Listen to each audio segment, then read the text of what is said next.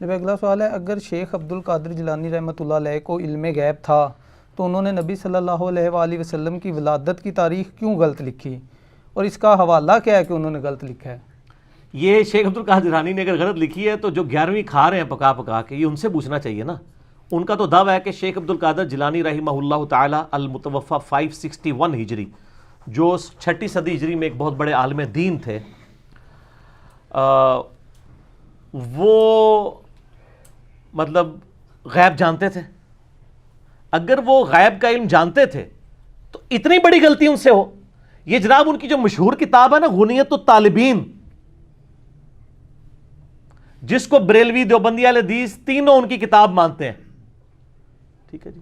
امام زابی نے بھی کہا کہ ان کی کتاب ہے، ان سے پہلے بھی ابن حجر اسقلانی نے اور احمد بریلوی صاحب نے، سب لوگوں نے لکھا ہے ان کی کتاب ہے۔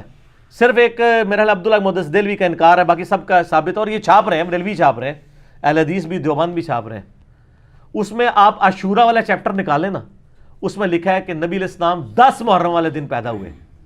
جو ہمارے مسلمانوں کے بچے کو پتا ہے کہ نبی علیہ السلام 12 ربیع الاول کو پیدا ہوئے، چلے 12 کی تاریخ پہ اگر کوئی اختلاف بھی کرے وہ اب ختم ہو گیا۔ میں نے تو دلائل النبوہ امام بیہقی کی کتاب میں 4 نمبر اثر ہے کہ محمد ابن اسحاق امام المغازی فرماتے ہیں کہ نبی علیہ السلام سوموار والے دن عام الفیل والے سال، جس سال ابرا کا لشکر تباہ کیا گیا تھا، 12 ربیع الاول کو پیدا ہوئے صبح سحری کے وقت۔ تو ربیع الاول پہ تو ویسے ہی اجماع ہے سنی شیعہ کا، ایون اصول الکافی میں بھی موجود ہے کہ نبی علیہ السلام 12 ربیع الاول کو پیدا ہوئے، جو شیعہ کی معتبر کتاب ہے۔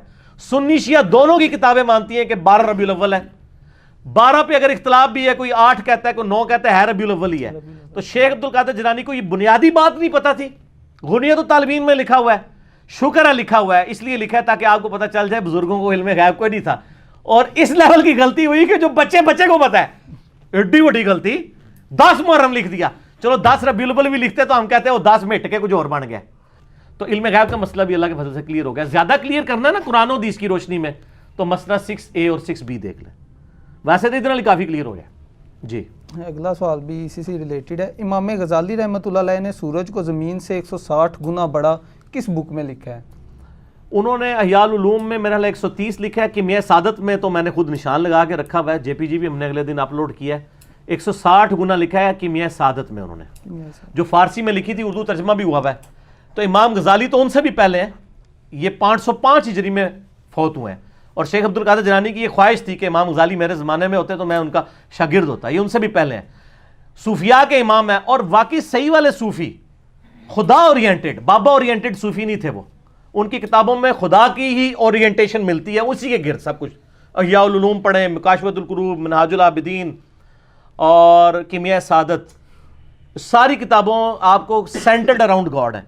انہوں نے لکھا ہے 160 گنا بڑا ہے، اور ہمارے بچے کو بھی پتا ہے کہ سورج زمین سے 160 گنا بڑا نہیں، ٹھیک ہے جی، نہ جو ہے وہ 1,60,000 گنا بڑا ہے، بلکہ 13 لاکھ گنا بڑا ہے۔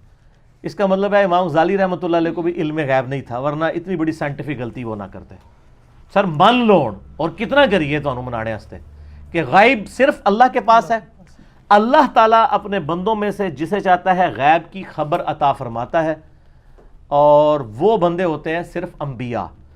سورہ آل عمران کی آیت نمبر ہے 179، آل عمران 179، اعوذ باللہ من الشیطان الرجیم۔ بڑے سخت الفاظ ہیں، اس کے بعد کوئی شرم کرے گا بیان کرتے ہوئے علم غیب کسی اور کے لیے۔ اللہ تعالیٰ فرماتا ہے وَمَا كَانَ اللَّهُ لِيُطْلِعَكُمْ عَلَى الْغَيْبِ، اللہ کی یہ شان نہیں کہ ہر بندے کو غیب بتا دے، وَلَٰكِنَّ اللَّهَ يَجْتَبِي مِن رُّسُلِهِ مَن يَشَاءُ، بلکہ اللہ صرف رسولوں کو اللہ کہتا ہے کہ میری توہین ہے کہ میں ہر بندے کو غیب بتاؤں، صرف رسولوں کو بتاؤں گا۔ فَآمِنُوا بِاللَّهِ وَرُسُلِهِ، پس ایمان لاؤ اللہ اور اس کے رسول پہ۔ ابو بکر، عمر، عثمان و علی کا بھی کام ہے کہ وہ نبی کی غیب کے اوپر ایمان لائیں، اور میرا اور آپ کا بھی، اور شیخ عبد القادر جیلانی اور امام غزالی کا بھی یہی کام ہے کہ وہ صرف ایمان لے کے آئیں، غیب کا علم نہیں ان کے پاس ہو سکتا۔ وَإِن تُؤْمِنُوا وَتَتَّقُوا فَلَكُمْ أَجْرٌ عَظِيمٌ، اگر تم ایمان لاؤ گے اور تقوی اختیار کرو گے تمہارے لیے اجر عظیم ہوگا۔ اللہ تعالیٰ تو فرماتا ہے کہ یہ میری بے عزتی کرنا ہے کہ کوئی شخص کہے کہ میں ہر شخص کو غیب کی خبر دیتا ہوں۔ ایک چیز ہے بخاری مسلم میں کہ میری وفات کے بعد نبی علیہ السلام فرمایا خواب کے ذریعے اللہ تعالیٰ کسی کو کوئی بات بتا دے، اور اس کے علاوہ کوئی نہیں۔ لیکن خواب کے ذریعے بھی کیا بتائی کہ شیخ عبد القادر جیلانی نے 10 محرم حضور کی پیدائش کا دن لکھ لیا اور امام غزالی نے 160 والی یہ بات لکھ لی، اور یہاں تو لوگ کہتے ہیں جی وہ شاہ شمس تبریز نے کیا تو بھی شمس تھا میں بھی شمس، اور سورج کو پاس بلایا جناب ملتان گرمی اس لیے ہوتی ہے۔ سر ملتان گرمی اس لیے نہیں ہوتی، اے شاہ شمس تبریز اگر ایک کام جڑا نا سکردوش کر دے نا تو انشاءاللہ حالے تک سکردوش پھر بھی برف ہی ہوتی رہتی، ٹھیک ہے نا، وہ ایکویٹر کے جو بھی نزدیک ہوتا جائے گا تو وہ گرمی بڑھتی جائے گی سر۔ تو یہ بھی اشارہ ہے ملتان میں جو ہے نا وہ گرمی اس لیے نہیں ہوتی ہے، وہ نیچرلی ہوتی ہے گرمی ملتان میں۔ تو یہ جھوٹے واقعات ہیں۔ یہاں تو ہر وہ سودا بکتا ہے جس میں وہ میں نے آپ کو بتایا نا کہ مثنوی مولانا روم میں ایک جعلی واقعہ لکھا ہوا ہے کہ جی موسیٰ علیہ السلام ایک بندے کے پاس سے گزرے، وہ کہہ رہا تھا اللہ کبھی میرے پاس آ، میں تجھے کنگھی کروں، میں تجھے نہلاؤں دلاؤں، اچھے کپڑے پہناؤں۔ تو موسیٰ علیہ السلام نے اسے کہا کہ اللہ تعالیٰ کے بارے میں یہ صفات نہ منسوب کرو، ٹھیک ہے۔ جب موسیٰ علیہ السلام اللہ کے پاس گئے تو اللہ نے الٹا موسیٰ کو ڈانٹ دیا نعوذ باللہ کہ تو میرا بندہ ہی ناراض کر چھڑے۔ تو موسیٰ اور کیا کردا، موسیٰ دی ڈیوٹی ہے لوگوں نے دسیا کہ بھی اللہ نو کنج مننا ہے، اللہ کو گڈا ہے، اللہ کی صفات ہے لیس کمثلہ شیء وہو السمیع البصیر، اللہ کی مثل کوئی شے نہیں ہے، وہ سننے والا دیکھنے والا ہے، اللہ کی صفات ہے۔ ولا تقولوا علی اللہ الا الحق، اللہ کے اوپر مت بولو سوائے اس کے جو حق ہے۔ اللہ کے بارے میں آپ نے وہی عقیدہ رکھنا ہے نا جو پیغمبروں نے بتانا ہے۔ اگر پیغمبروں کو عقیدہ نہیں پتا، ان نانگے بابوں کو پتا ہے جن کے پیچھے اللہ پیغمبروں کو ڈانٹ رہا ہے، تو سر یہ دیکھیں وہ بابے کو بچاتے ہوئے پیغمبر کو انہوں نے کہہ دیا کہ پیغمبر کو دین نہیں آتا تھا، اس نانگے کو آتا تھا۔ تو اس کا مطلب اگر پیغمبر کو دین نہ آئے تو اس کا مطلب کیا ہے؟ اس کا مطلب یہ ہے کہ اللہ کو نہیں آیا پڑھانا۔ پیغمبر کو تو بعد میں دیکھیں گے نا، دیکھیں پیغمبر کون ہے؟ اللہ کا ریپریزنٹیٹو، خدا نے اسے بھیجا ہے کہ تو نے لوگوں کو دین سکھانا ہے، اس کو تو دین نہیں آیا، ایک نانگے کو آ گیا۔ دیکھیں انجانے میں یہ لوگ کس طرح انبیاء کی بھی اور اللہ کی بھی توہین کر جاتے ہیں۔ یہ سارے یہ مولانا روم کی مثنوی کے اندر جھوٹے اور جعلی واقعات لکھے ہوئے ہیں۔ اللہ تعالیٰ ہدایت دے، ہمارے وائزین پڑھ پڑھ کے سنا رہے ہوتے ہیں۔ اور ایک اور بھی مشہور کیا جی، وہ ایک بندہ اللہ نے کہا منو انسانی گوشت چاہیے، ٹھیک ہے، ایک بندے کوئی بھی نہیں دے رہا، ایک بندے کو گیا انہوں نے کہا جی ادھروں بھی وڈ لے، ادھروں بھی وڈ لے، خدا کے لیے یار یعنی۔ اور پھر اللہ تعالیٰ کے پاس گئے تو اللہ تعالیٰ نے فرمایا موسیٰ تو بھی انسان تھا، تو نے اپنا جسم کیوں نہیں کاٹ کے مجھے دے دیا؟ استغفر اللہ واتوب الیہ۔ یعنی یہ شریعت بتا رہے ہیں۔ نبی تو ہر کام اللہ کی وحی سے کر رہا ہوتا ہے، جو وحی سے ریلیٹڈ چیزیں ہوتی ہیں۔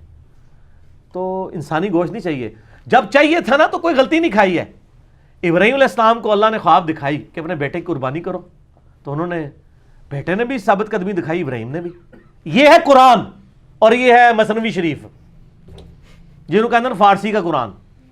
اے فارسی دی قرآن ہے، عربی والا قرآن جڑا ہے نا وہ اے محمد رسول اللہ تے نازل ہویا ہے، اے ساڈا قرآن ہے، وہ تہاڈا ہوئے گا صلی اللہ علیہ وآلہ وسلم، ٹھیک ہے جی۔ علی بھائی اگلا سوال ہے۔ یار میرے کو گستاخی کراندے ہو تسی بزرگاں دی، میری کوشش نہیں ہوتی لیکن کیا کریں، نبی کی شان بیان کرنے کے لیے ضروری ہے کہ بزرگوں کی گستاخی ہو، کیونکہ جو بزرگ رسول اللہ کے خلاف کھڑے ہوئے ہیں آٹومیٹکلی ان کی گستاخی ہو جائے گی، یہ تو آٹومیٹک ہے۔ جب نبی کی شان کو آپ بیان کریں گے تو نبی کے جو دشمن ہیں ان کی خود بخود نگیشن ہو جاتی ہے۔ ایک دین وہ ہے جو اللہ نے اپنے نبی کے ذریعے ہم تک پہنچایا ہے، ایک وہ دین ہے جو بابوں نے قصے کہانیوں کے ذریعے پہنچایا ہے۔ تو یا پھر نبی علیہ السلام کو مان لیں۔ میں اس میں اکثر بیان کرتا ہوں کتنا مشہور کیا ہوا انہوں نے، مجھے بڑی خوشی ہوئی اس دن مفتی اکمل صاحب کو بھی خیال آیا، انہوں نے بھی کہہ دیا جعلی واقعہ ہے، شاید میری کلپ دیکھ کے انہوں نے کہا پہلے تو کسی کی جرت نہیں ہوئی ہے، بچپن سے پڑھایا جی ویسے کرنی نے دند پان دیتے جی اپنے، سنا میں نا آپ نے، بڑا مشہور۔ اور لوگ 2 نفل پڑھتے ہیں ویسے کرنی کے، کہتے کیلا ان کے لیے نازل ہوا تھا۔ سر کیلے کا ذکر جو ہے نا، کیلے کا ذکر قرآن میں سورہ واقعہ کے اندر موجود ہے کہ کیلوں کے گچھے جنت میں ہوں گے، ویسے کرنی دے ابا جی پردادا جی حضرت بابا آدم تو بھی مطلب جڑا اس تو بھی پہلے جڑا ہے نا اے کیلے موجود نے، اللہ نے جنت میں رکھے ہوئے ہیں کیلے ہونے، اور کیلا نازل ہویا سی، کیلے پہلے بھی موجود سن۔ اے کہانیاں بند کرو، ورنہ کافر جو ہے نا وہ مطلب کہیں گے یہ دین کس قسم کا ہے، وہ تو آپ کو ثابت کر دیں گے کیلا کتنا پرانا ہے زمین کے اوپر، تو آپ کہیں گے ویسے کرنی کے اوپر نازل ہوا ہے کیلا، ٹھیک ہے نا۔ اور میں ایسی کہتا ہوں شکر ہے ہمارے علماء کے لیکچرز انگریزی میں نہیں ہیں، ورنہ کوئی 4 گورے کلمہ بھی پڑھ رہے ہیں نا وہ کہیں گے یار یہ تو سارا فراڈ ہی ہے۔ تو مہربانی کرو انگریزی سیکھیو بھی نہ، یہی کہندے رہو کہ انگریزاں دی زبان ہے، خدا دا نہ سیکھنا، ورنہ مصیبت کھڑی ہو جائے گی اسلام کے لیے۔ کہتے جی ویسے کرنی نے یہ دانت توڑا، یہ توڑا، یہ توڑا، سارے توڑ دی، بتیسی نکال دی، اور کئی میوزیم، بلکہ میرا خیال ہے بادشاہی مسجد والے میوزیم میں بھی ایک آدھ دانت پڑا ہوا ہے، کتنے میوزیم میں وہ دانت پڑے ہوئے ہیں، ظاہر کاروبار چمک رہے ہیں نا اس کے اوپر۔ اس کی میں نے ان کو پھکی دی تھی، بہت بڑی پھکی، الزامی اینٹی وینم، میں نے ان کو کہا کہ یہ فیصلہ کرو کہ مولا علی بڑا عاشق رسول ہے یا ویسے کرنی. یہ ویسے کرنی سے بھی پوچھو نا تو وہ بھی کانپ اٹھیں گے کہ یار مجھے مولا علی کے ساتھ ذکر کر رہے ہو, کدھر علی اور کدھر میں. اب ویسے کرنی تو جنگ صفین میں مولا علی کے ہاتھ پہ بیعت ہو کے جنگ صفین میں حضرت علی کی طرف سے لڑتے ہوئے معاویہ رضی اللہ تعالیٰ کے خلاف شہید ہوئے ہیں. ٹھیک ہے, تو یہ کہیں گے جی مولا علی بڑے عاشق رسول تھے. یہ زیادہ تر شیعہ ہی بیان کر رہے ہوتے ہیں یا بریلوی کر رہے ہوتے ہیں. تو صحیح مسلم کے اندر غزوہ احد کا چیپٹر نکالیں, اور بخاری میں بھی, دونوں میں یہ حدیث موجود ہے. سہل ابن سعد السعدی کہتے ہیں کہ اللہ کی قسم میں جانتا ہوں, میں اب آخری صحابی بچا ہوں جس نے یہ منظر دیکھا ہوا ہے. وہ بوڑھے صحابہ میں سے تھے اور لوگ نا حج کے موقع پہ ان کو گھیر لیتے تھے, جی تسی حضور نے ویکھیا سانو دسو. میں ان آخری صحابہ میں سے ایک بچ گیا ہوں جس نے احد کا یہ منظر خود دیکھا ہوا ہے. بخاری مسلم دونوں میں ہے کہ نبی علیہ السلام کے جب یہ 4 دانت شہید ہوئے تو اتنا خون نکلا کہ آپ علیہ السلام بے ہوش ہو گئے بلڈ پریشر لاس ہونے کی وجہ سے.